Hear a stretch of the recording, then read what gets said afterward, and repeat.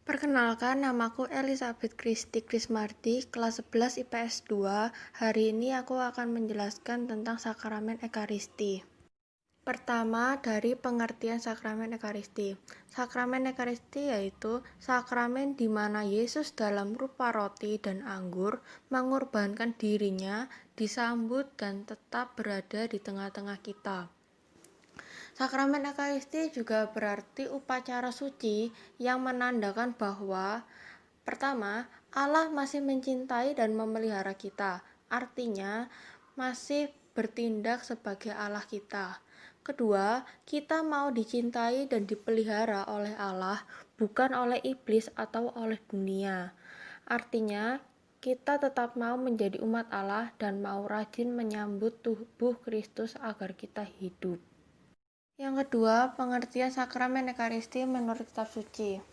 Yang pertama, 1 Korintus 11 ayat 23-25. Inilah tubuhku yang diserahkan bagi kamu. Perbuatlah ini menjadi peringatan akan aku. Demikian juga ia mengambil cawan sesudah makan lalu berkata, cawan ini adalah perjanjian baru yang dimeteraikan oleh darahku. Perbuatlah ini setiap kali kamu meminumnya menjadi peringatan akan aku. Yang kedua, Yohanes 6 ayat 48-52. Kristus mengatakan, Akulah roti hidup yang telah turun dari surga. Jikalau seorang makan dari roti ini, ia akan hidup selama-lamanya. Dan roti yang kuberikan itu ialah dagingku, yang akan kuberikan untuk hidup dunia. Masih ada beberapa pengertian menurut kitab suci, seperti Yohanes 6 ayat 25-71, Matius 26 ayat 26-28, 1 Korintus 11 ayat 23-26, Lukas 24 ayat 30-31. Yang ketiga, simbol-simbol sakramen Ekaristi. Yang pertama, roti dan anggur, yang berarti tubuh dan darah Kristus yang sungguh tak terpisahkan sekalipun tampilan roti dan anggur terpisah. Ketika terdapat salah satunya, satu yang lain pasti ada. Roti dalam gereja Katolik tidak beragi dan keseluruhan gandum. Roti dalam gereja Katolik berarti tubuh Kristus. Ketika dikonsekrasi oleh imam, akan mengalami perubahan transubstansiasi menjadi tubuh Kristus.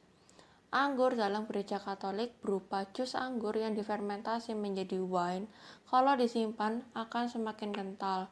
Itulah kenapa imam akan menambahkan air juga. Anggur dalam gereja Katolik berarti darah Kristus. Ketika dikonsekrasi oleh imam, akan mengalami perubahan transubstansiasi menjadi darah Kristus. Roti dan anggur menurut kitab suci juga terdapat dalam Yohanes 6 ayat 56-57. Barang siapa makan dagingku dan minum darahku, ia tinggal di dalam aku dan aku di dalam dia. Sama seperti Bapa yang hidup mengutus aku dan aku hidup oleh Bapa. Demikian juga barang siapa yang memakan aku akan hidup oleh aku. Mereka mempercayai bahwa Kristus hadir dan Dia sendiri memimpin saat perayaan Ekaristi. Selain itu, dengan makan tubuh dan darahnya dan dengan kuasa Roh Kudus, kita dipersatukan dengan kemanusiaan sekaligus kealahan Kristus. Pengertian yang kedua, Yohanes 15 ayat 4-5. Tinggallah di dalam aku dan aku di dalam kamu, sama seperti ranting tidak dapat bertumbuh dari dirinya sendiri. Demikian juga kamu tidak dapat bertumbuh jika kamu tidak tinggal di dalam aku.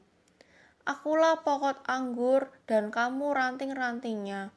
Barang siapa tinggal di dalam aku, ia akan berbuah banyak. Sebab di luar aku, kamu tidak dapat berbuat apa-apa. Yesus mengajarkan tentang dirinya sebagai roti hidup. Maka dari itu, dengan makan tubuh dan darahnya dalam bentuk anggur dan roti, dan dengan adanya Roh Kudus dalam diri kita, artinya Yesus di dalam kita dan kita di dalam Dia. Simbol yang kedua, warna putih atau baju putih, melambangkan kegembiraan, kesucian, kehidupan baru, dan kemuliaan abadi. Sekian dari saya, terima kasih. Mohon maaf bila ada kata yang kurang berkenan.